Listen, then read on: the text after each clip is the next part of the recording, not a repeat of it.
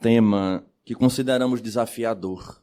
Nem todos que dizem Senhor, Senhor, entrarão no reino dos céus. Para entendermos a profundidade do tema à luz da doutrina espírita, é impossível chegarmos a essa compreensão sem fazermos um paralelo.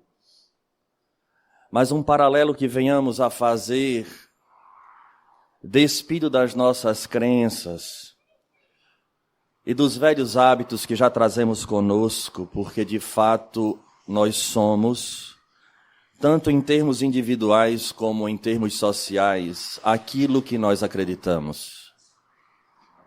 Jesus é indiscutível guia e modelo da humanidade, assim apresentado pelos espíritos a Allan Kardec.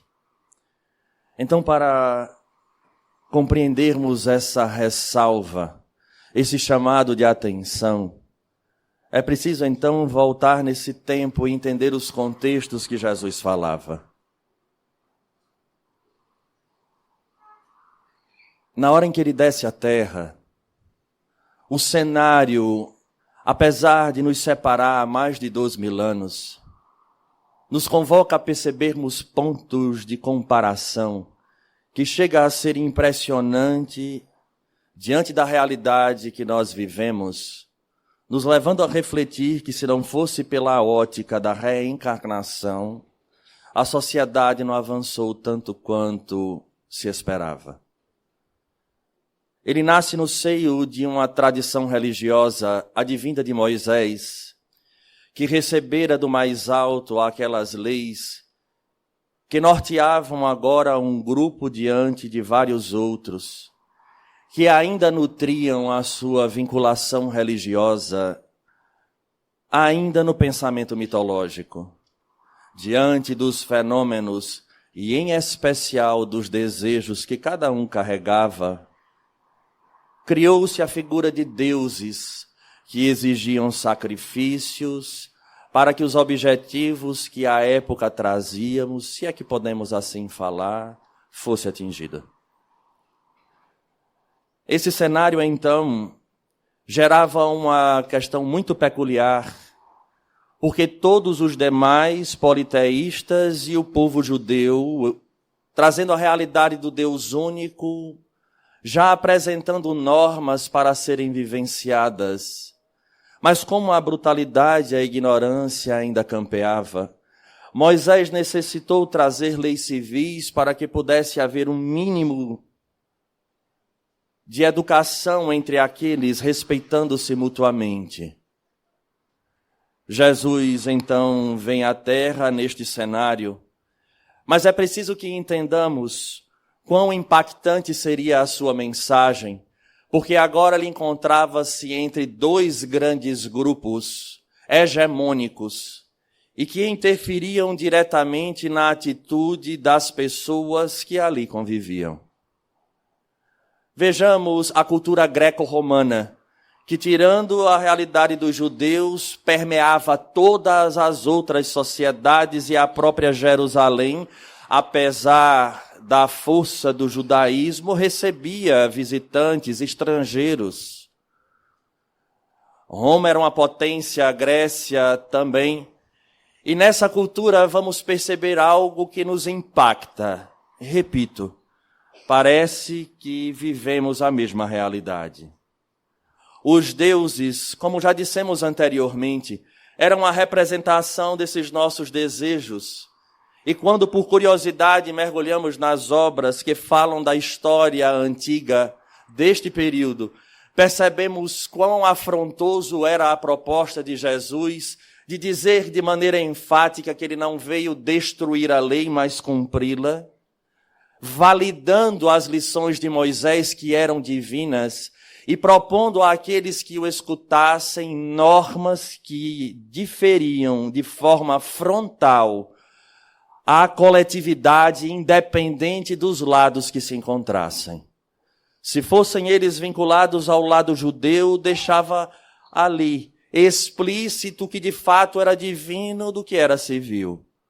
E para o lado dos pagãos, se é que podemos assim falar, Aí é que havia um choque profundo.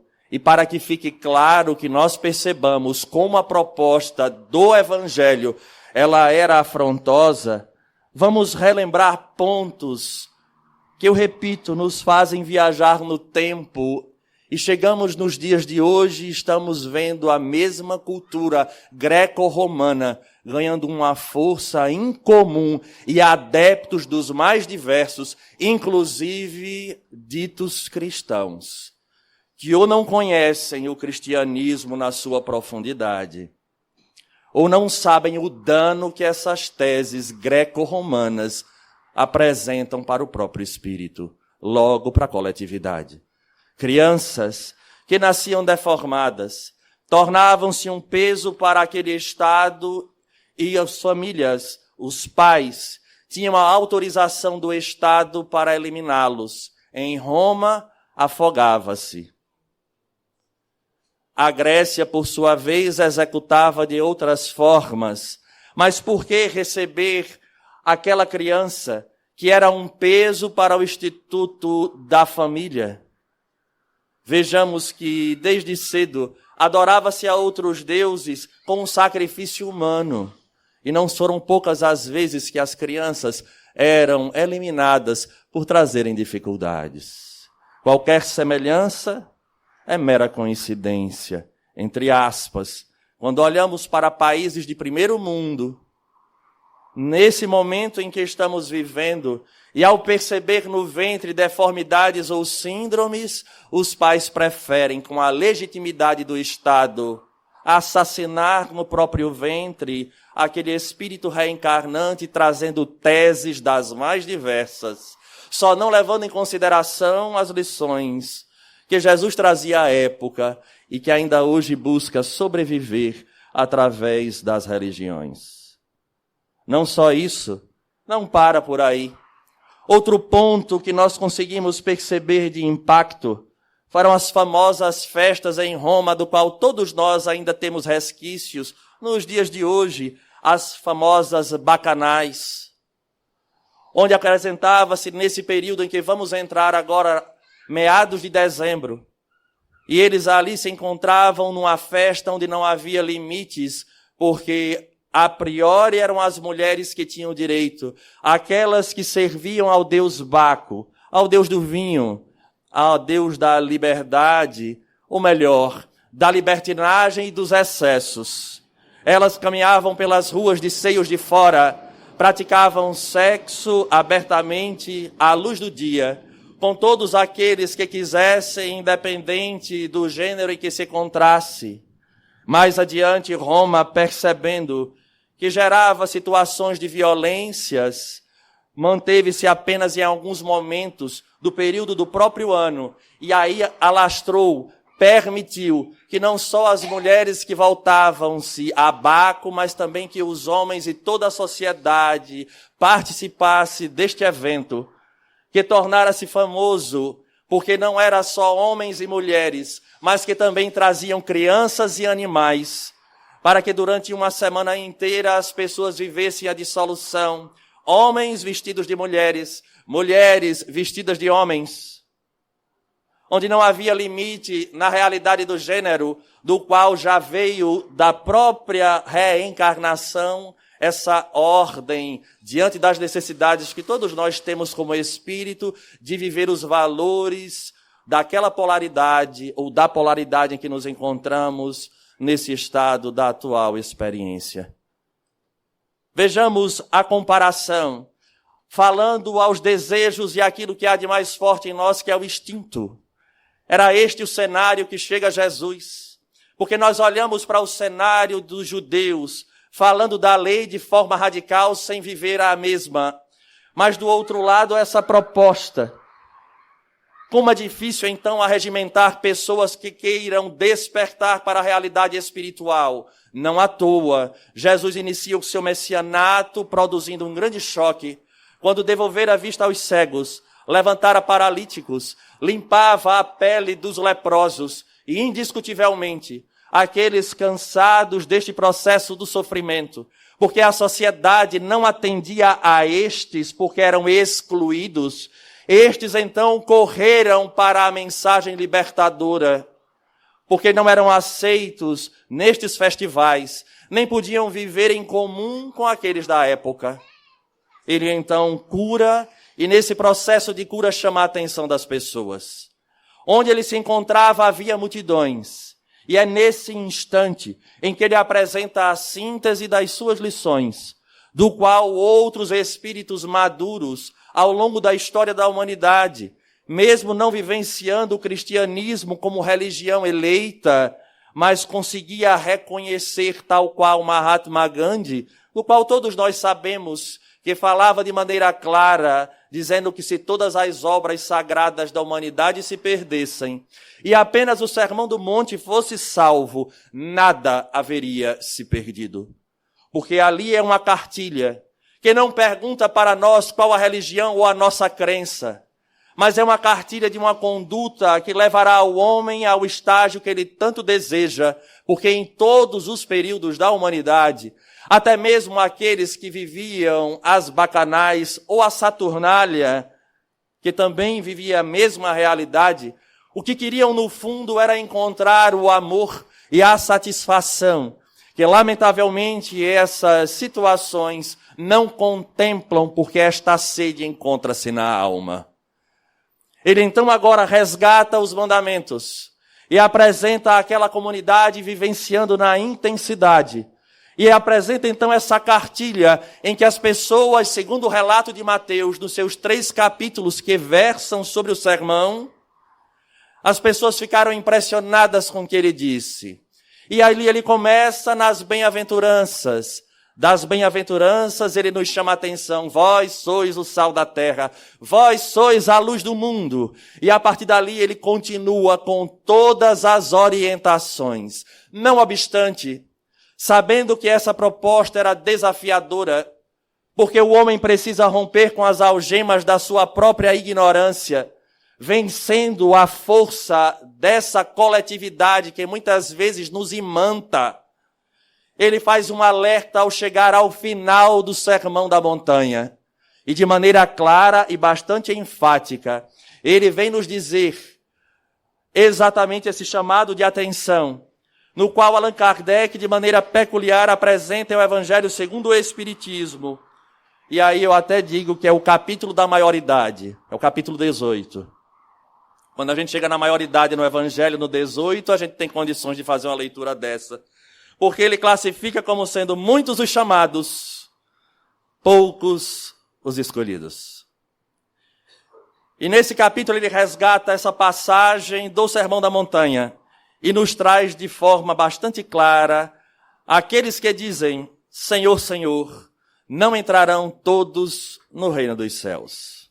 Mas somente entrará aquele que faz a vontade do meu Pai que está nos céus.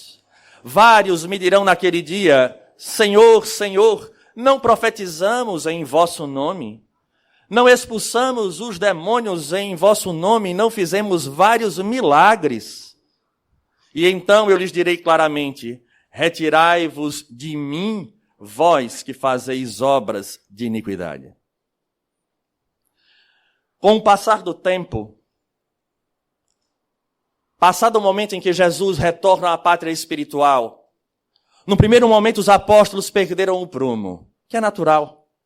Afinal de contas, foram 3 anos vivendo lado a lado com aquele homem que conseguia de alguma forma conquistar e barrar determinados problemas que chegavam ao colégio apostolar.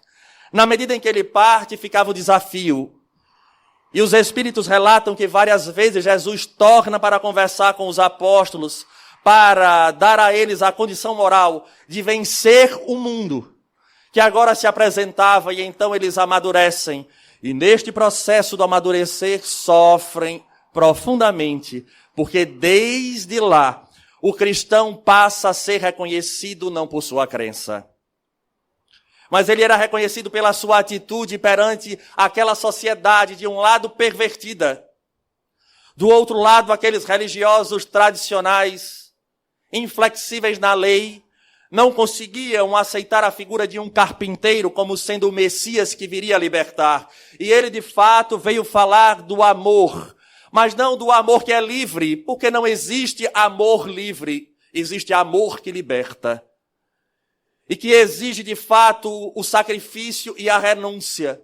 Por isso ele coloca de forma bastante clara no Sermão do Monte, para que as pessoas que estavam bebendo das suas palavras, dessedentando a alma, diante das dores que trazia, esse alerta, porque a tendência seria acreditar naquele homem, mas mais do que acreditar, era necessário fazer a mudança do qual João, o Batista, já havia falado. Porque João dizia de forma clara que era necessário que eu diminua e ele cresça. Porque eu batizo com água, mas dia virá aquele que irá batizar com o fogo, sendo o fogo o elemento da transformação. Todo aquele que compreendia a fundo a sua mensagem, conseguia a custo de muito suor, de muita lágrima, de muita renúncia, porque ele próprio dizia, renuncia-te a ti mesmo, este processo da libertação das amarras e das sombras que todos nós carregamos até hoje, porque ainda preferimos nos manter na zona de conforto que nos agrada aos sentidos e aos desejos. É a história da redenção de cada um de nós. E é exatamente isso que acontece, porque aqueles homens então passavam a ser vistos de uma forma diferente. Porque enquanto aqueles ditos pagãos encontravam-se nas bacanais, os cristãos agora tinham uma postura de não crítica, mas um posicionamento claro frente àquilo que eles acreditavam e ao Deus que eles seguiam. Porque precisamos resgatar historicamente um papel importantíssimo de Roma. A cidade que ela invadia, ela não gerava problema no campo religioso. Roma tinha essa característica. Não obrigava ninguém a acreditar nos seus deuses. Está lá. Faz parte da história. Não obstante, em relação ao cristianismo, começou a incomodar. Veja como é algo bastante peculiar, porque até os judeus eles não gostavam, mas passavam a respeitar a sua crença e a sua ritualística. Mas quando o cristianismo começa a florescer, trazendo a força da conduta dos homens que passaram por este processo da transformação do fogo, gerava um incômodo e até hoje esse incômodo sentimos o eco quando olhamos para a nossa sociedade e percebemos a verdadeira minoria ser atacada em todos os lugares do planeta. A minoria real é o cristão. A mídia não passa adiante, mas quando vamos observar determinados grupos e associações que trabalham fora do nosso país, ficamos impactados a quantidade de cristãos que são perseguidos e assassinados apenas por crerem no Cristo. Estava vendo uma delas chamada Portas Abertas, falando que agora, um mês atrás, mais uma igreja no Paquistão foi queimada todos os livros, todas as bíblias, e aqueles que estavam no local executados porque acreditam naquele Deus e naquela mensagem libertadora que ali está. Então aquele discurso era um discurso que trazia a luz, e quando se vive nas sombras e a luz se apresenta de uma hora para outra, ofusca, dói os olhos. E nós não gostamos de perceber porque o orgulho não nos permite entrar em contato com essa consciência superior que nos aponta que devemos mudar, porque mudar exige esforço. E na medida desse esforço nós temos pares que gostamos tanto e velhos hábitos alimentados de tal forma que ali o resultado todos nós conhecemos. Surge a primeira perseguição, vindo de um homem voltado à lei, mas que jamais entregaria a sua crença e a força do seu trabalho a um carpinteiro que viria falar de amor e o impacto que ele sente quando chega na casa do caminho e percebe doentes e leprosos jogados à margem da sociedade. E em nome daquele carpinteiro, as pessoas deixavam a vida de lado para servir ao outro. Era impactante demais. Era algo tão forte que Saulo de Tarso, ao sentar para ouvir Estevão, não pôde negar o bem que ali era feito, mas pelo orgulho da raça, que deve representar para nós o orgulho das nossas crenças íntimas. Não são nossas crenças religiosas, as nossas crenças íntimas, que se apresentam às vezes de forma tão subliminar que a gente não percebe. Fazemos os sacrifícios às vezes, por exemplo, de ir para uma festa distante, nos falta o carro. Eis que está quebrado, aí os amigos ligam e dizem, mas fulano, vem-te embora. Aí você diz, Pai Celeste, lá vai eu pegar um ônibus para ir para... Mas é uma festa, né? Os amigos estão reunidos, a gente vai. No sacrifício, mas a gente vai.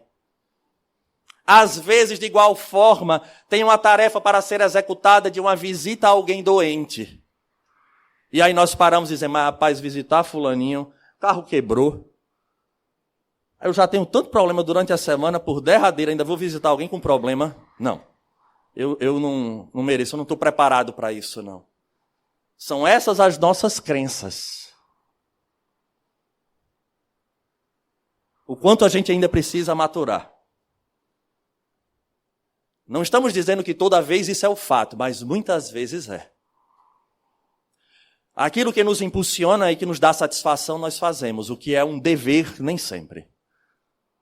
E o cristão que bebeu da fonte, lá, primitiva, ele simplesmente se entregava a este trabalho e, portanto, causava um impacto a quem vivia na sombra. E desta forma, perceberemos Saulo de Tarso levando ao sacrifício a figura de Estevão, o primeiro mártir do cristianismo. Não obstante, sendo convocado às portas de Damasco pelo próprio Cristo para a mudança real. Nos deixando a mensagem verdadeira. Mensagem essa que é imutável. As teses humanas podem se levantar de todas as formas, mas não mudará a lei divina. Na medida em que o homem encontra sentido na mensagem do Cristo, que é de fato a mensagem libertadora, ele não se torna ou ele não permanece escravo dos seus desejos, dos seus instintos. Ele agora passa por um processo natural do fogo que transforma, tal qual acontecera com Saulo de Tarso, trazendo para nós a mensagem evangélica para toda a Europa, praticamente. Paulo seria a representação, junto com Maria de Magdala, de indivíduos que entram em contato e mudam, e pagam o preço pela mudança, mas a alma encontra de tal forma uma paz, que mesmo quando levado a ser, no momento contemporâneo, cancelado, ao invés de ele chorar as lágrimas, ele agradece a oportunidade de estar provando a fé e a conduta que acredita ser a mais feliz.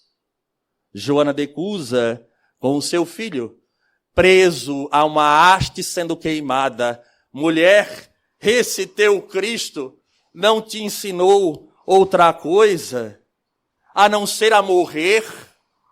E as labaredas matavam o seu filho que gritava para que ela abjurasse a figura do Cristo? E ela de maneira profunda diz, sim, ele me ensinou outra coisa, ensinou a te amar. É essa a profundidade do amor que liberta. Indiscutivelmente naquele período, e logo após a passagem de Jesus não seria diferente. E assim segue toda a história. Na medida em que incomodava a coletividade, porque viviam outros valores que nos falam a essa nossa realidade do cotidiano, não tinha outra forma a não ser agora puni-los. E agora surge o movimento coletivo que buscava os crentes dentro das catacumbas, que não se escondiam, não fechavam as portas, mas mantinham-se ativos na sua crença, crendo nessa força e nesse Deus. E ali eram presos, levados às arenas. E aqueles que estavam felizes, porque afinal de contas os deuses sobrepujavam sobre aquela pequena coletividade, levavam adiante à morte os cristãos. Que quanto mais morriam, mais impactavam, porque dizia que crença é esta. E que esses homens entram nas arenas contando as anos nas alturas, e que vão morrer, e ao invés de morrer em nome de César, morre em nome de Jesus. Isso causava um impacto. E desde aí, o cristão deve ser reconhecido pela forja da fé e do trabalho no bem. E acima disso, no respeito e na vivência às leis de Deus.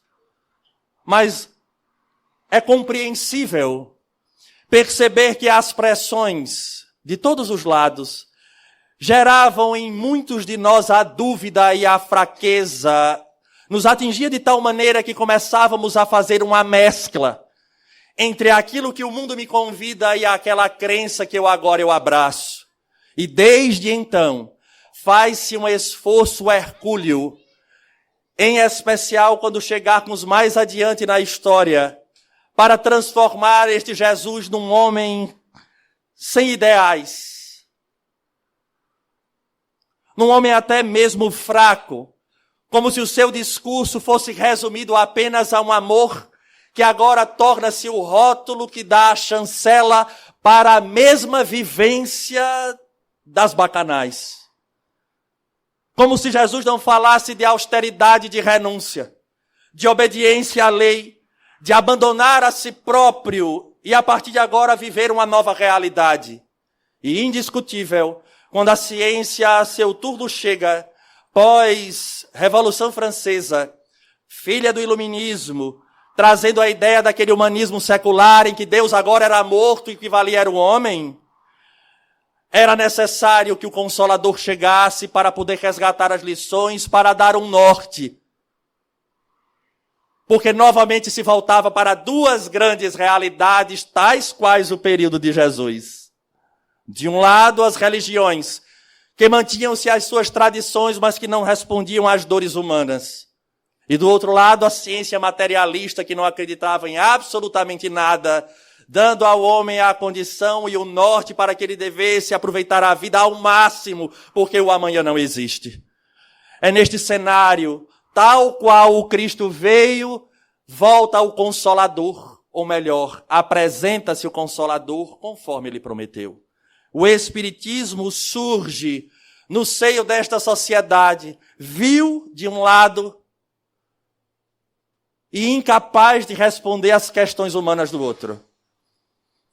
Mas, lamentavelmente, a ideia materialista permeia com tanta intensidade que nessa fase que vivemos hoje, esse Jesus transformou-se num indivíduo soft, quase num hippie da década de 60. Que tudo é paz e amor, apenas isso.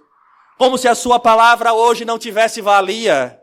E a doutrina espírita, a seu turno, uma doutrina de base filosófica, advinda da ciência, da investigação com os espíritos, nos traz a ética crística, que nós comumente chamamos de religião, mas que vem trazer na intimidade as lições de Jesus, e novamente convocando agora a razão, para que possamos entender que esse Jesus em nenhum momento mudou a sua característica, muito menos foi transformada a lei divina.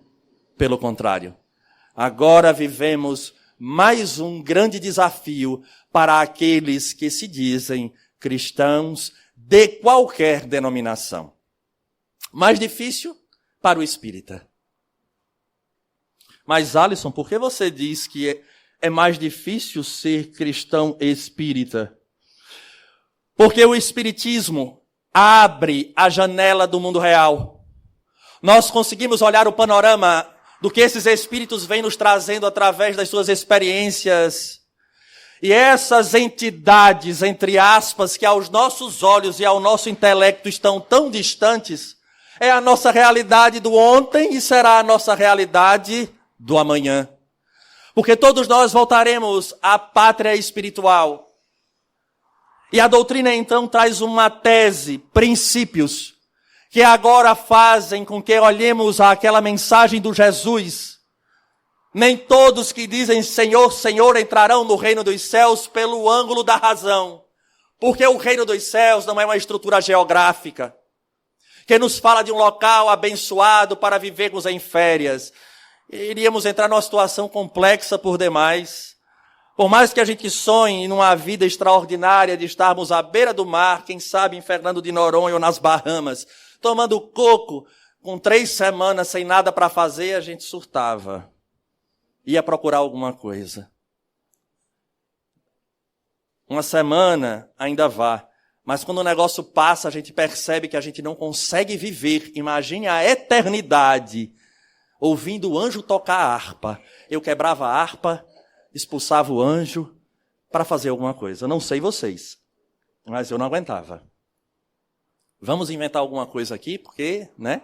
Tá difícil viver a eternidade desse jeito. Então o Espiritismo vem e começa a falar que o reino dos céus não é essa geografia. Não existe uma geografia divina que diz, ai, que bom, ele agora está ao lado do Pai. Tá, não. Desconstrói essa ideia. Lá é a pátria verdadeira, nós viemos de lá. Aqui é um rascunho. Uma vez eu conversava com uma senhora, ela dizia, eu não acredito, lá a gente trabalha e estuda. Ela fez, pai do céu, eu não acredito. O tanto que eu já trabalho em casa, eu ainda vou trabalhar do lado de lá. Eu disse, vai.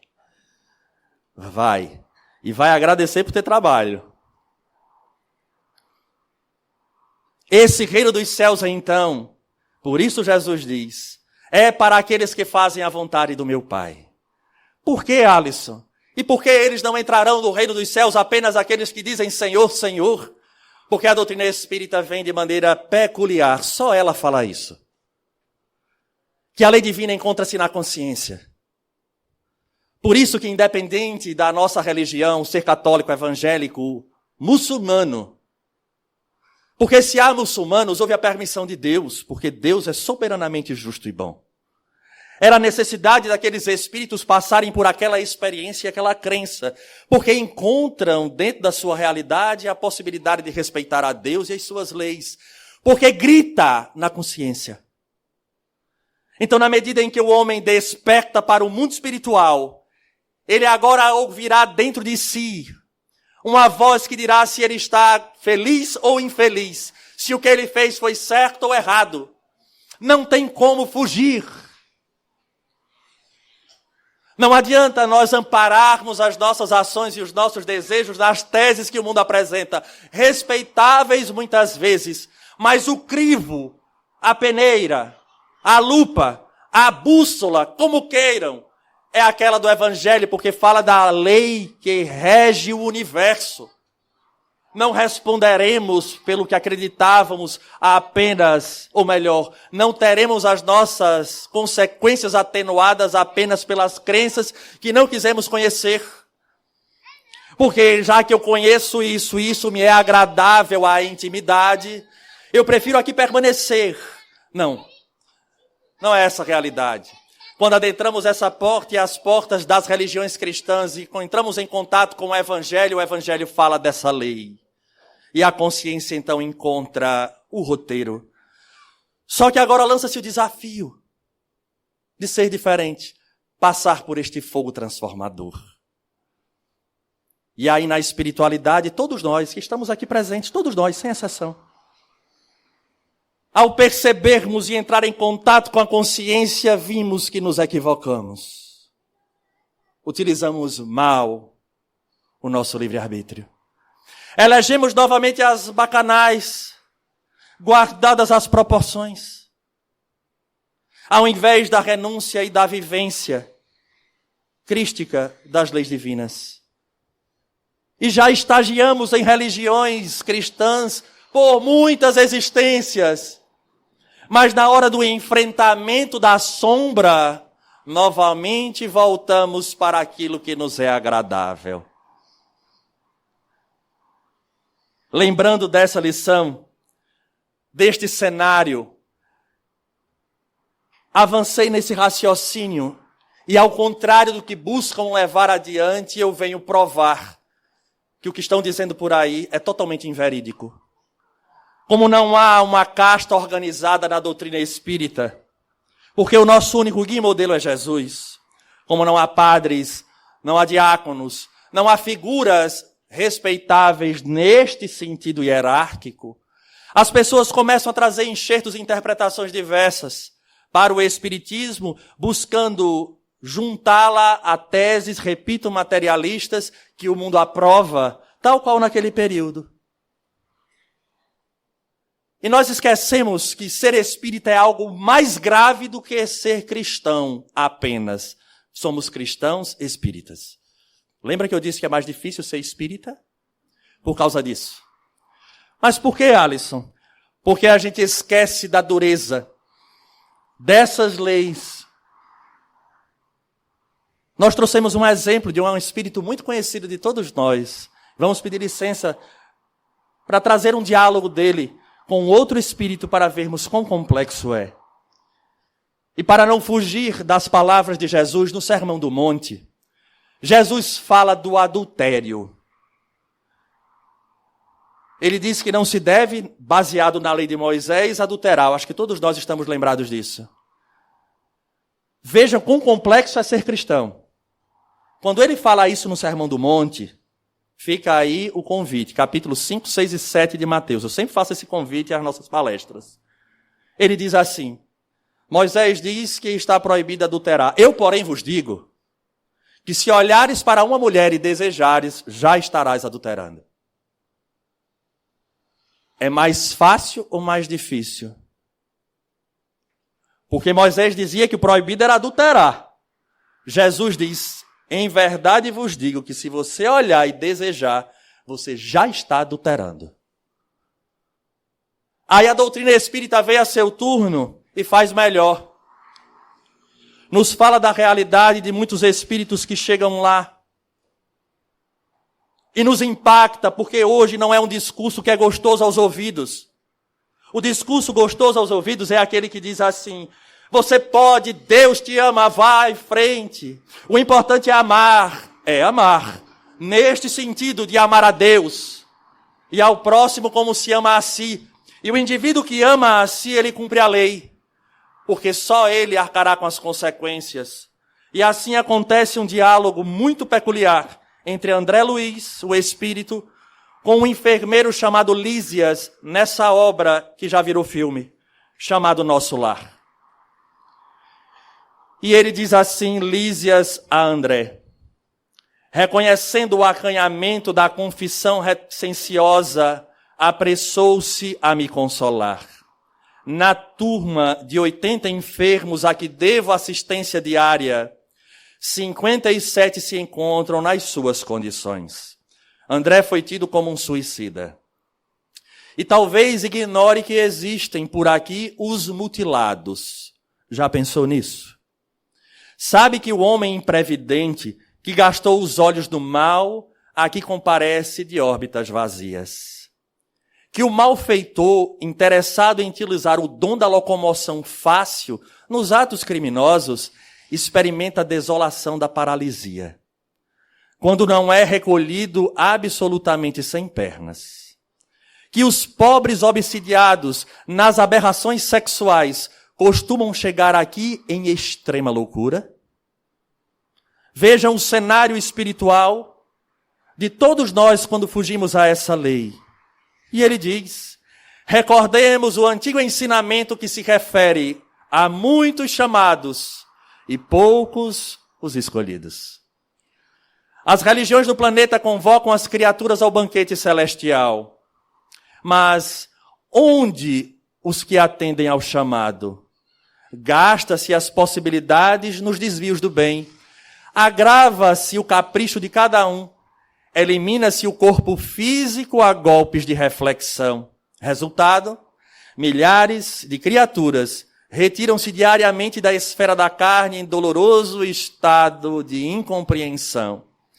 Multidões sem conto erram em todas as direções nos círculos imediatos à crosta planetária, constituídas de loucos, doentes e ignorantes.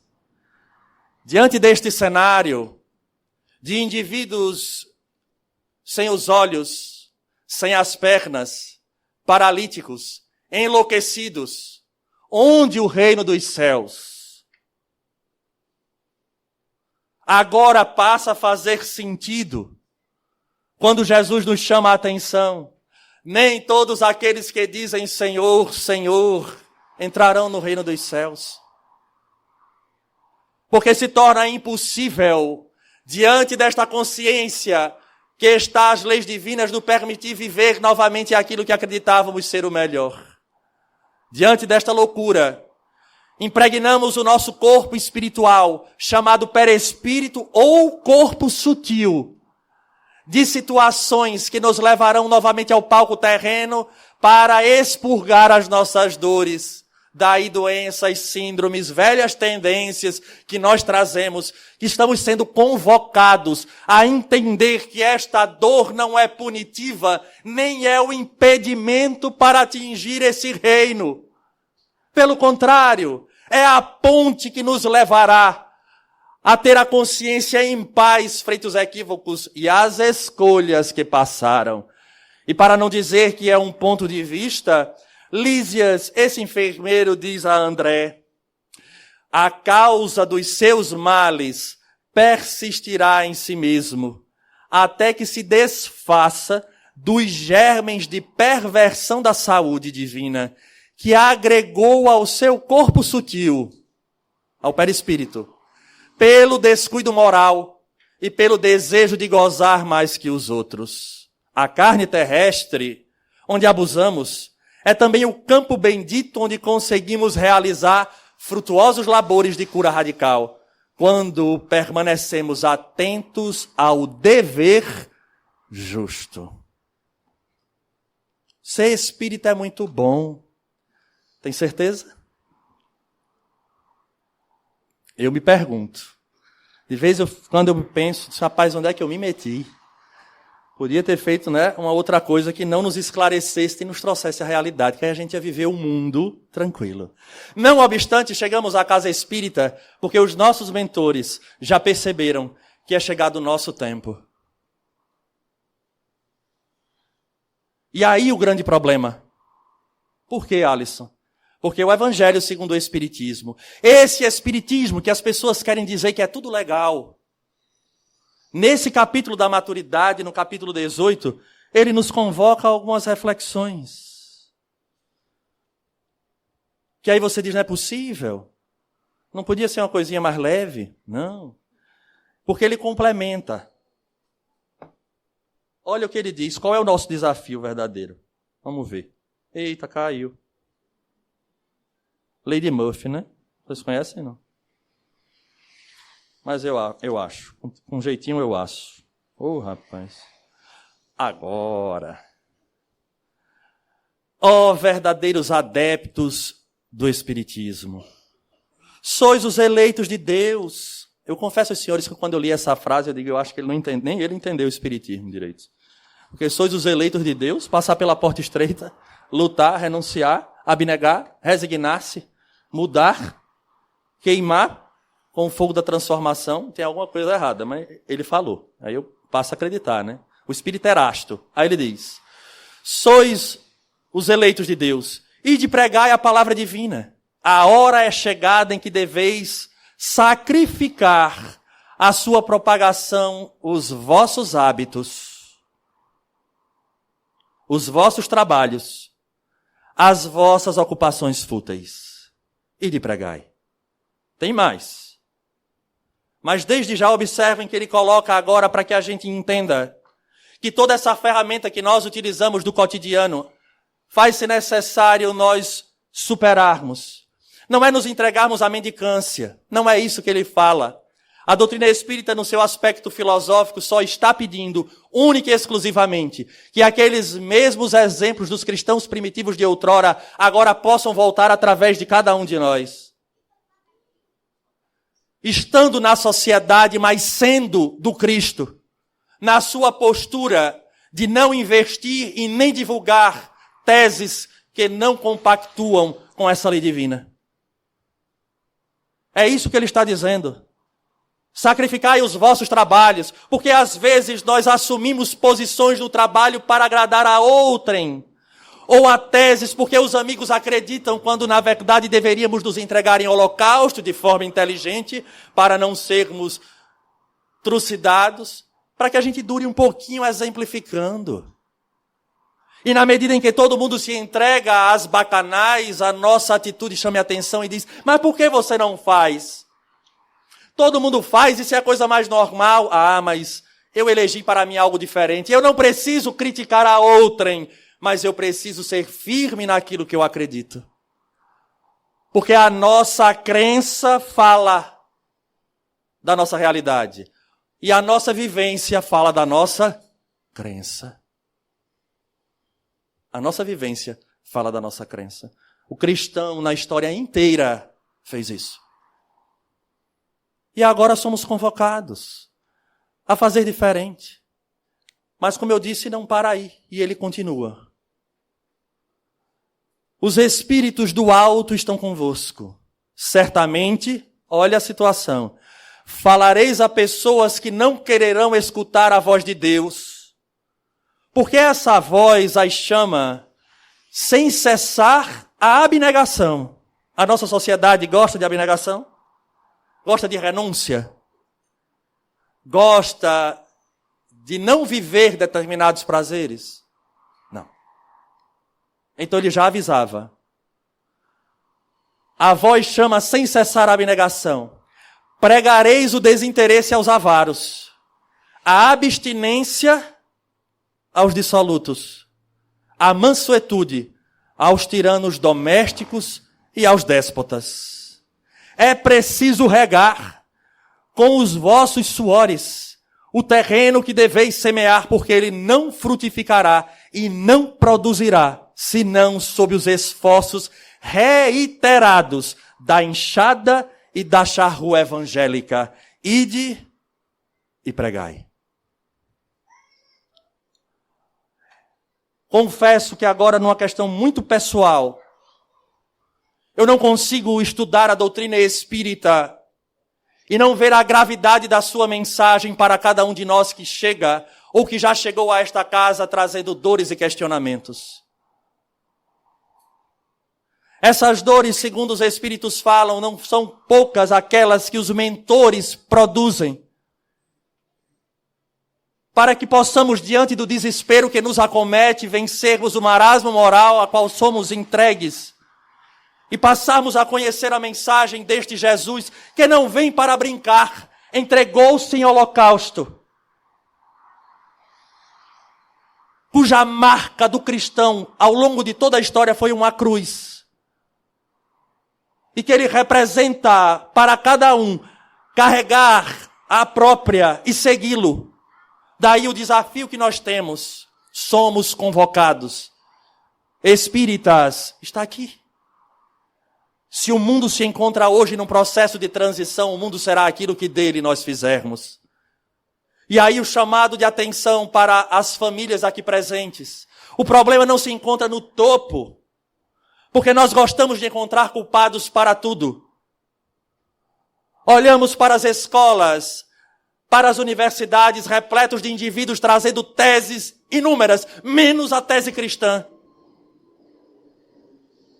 Mas, se antes de chegar lá, as famílias trouxerem então a base do cristianismo verdadeiro através dos exemplos, e mostrando o que nos aguarda no retorno à pátria, estaremos de fato mudando essa sociedade que tanto desejamos mudar, mas enquanto nós não fazemos essa mudança da transformação para esta rota que Jesus nos solicita, continuará na mesma. Só não porque a divindade intervém e, segundo os espíritos, começa um grande êxodo de espíritos inferiores para outros planetas, tal qual acontecera com Capela. E ainda no Sermão do Monte, ao terminar, ele nos fala algo tão impactante em relação a isso, é algo tão real, que ele está nos trazendo, que ele diz assim, deixa eu ver o capítulo 18, muito bem, achei. Todo aquele, pois, que ouve estas palavras, que eu digo e as pratica, será comparado a um homem sábio que construiu sua casa sobre a rocha. A palavra rocha, ela tem um significado no Evangelho, desde o Velho Testamento. A rocha é a figura inesquecível de Jesus de Nazaré e as suas palavras. Para o Velho Testamento é a figura do próprio Deus. Quem já teve a oportunidade de ir à sinagoga no Recife Antigo, uma daquelas palavras, Tzur, significa rocha. Tzur Israel é o final do nome da sinagoga. Tzur Israel, rocha de Israel. Então, o homem prudente construirá a sua casa sobre a rocha. A rocha Jesus são as lições que ele trouxe. Olha o que ele fala. E logo que a chuva caiu, e que os rios transbordaram, que os ventos sopraram e se abateram sobre essa casa, ela não tombou, porque estava fundada sobre a rocha. Quantas situações em nossos lares, em nossas casas, poderíamos ter evitado se fundássemos a nossa casa sobre a rocha? Mas todo aquele que ouve estas palavras que eu digo e não as pratica, será semelhante a um homem sensato que construiu sua casa sobre a areia. E logo que a chuva caiu, que os rios transbordaram, que os ventos sopraram e se abateram sobre essa casa, ela ruiu e sua ruína foi grande. E aí ele arremata, aquele, pois, que violar um desses menores mandamentos. E aí vem uma parte importante, e que ensinar aos homens a violá-los, será considerado no reino dos céus como o último. Mas aquele que os executar e ensinar, será grande no reino dos céus. Que possamos sair daqui incomodados, reflexivos. Porque na medida em que nós mergulhamos no Evangelho do Cristo, percebemos que todos aqueles que cruzavam com Jesus se incomodavam. Se incomodavam a tal ponto que buscavam a mudança para atingir a paz. Está em nossas mãos. A todos nós que estamos aqui nesta tarde, ouvindo as palavras do Evangelho, das experiências trazidas pelos Espíritos, nesta obra emblemática que é nosso lar. E o convite que nos é feito para que não voltemos a repetir o que já fizemos um dia. Gritarmos, Senhor, Senhor. Que possamos mudar e fazer o possível para que a nossa consciência encontre-se em paz ao retorno à verdadeira pátria e agradecer a Ele cada dificuldade e, em especial, por ter recebido em nossas mãos esta doutrina do amor que liberta. A todos, um grande abraço. Votos sinceros de saúde e paz.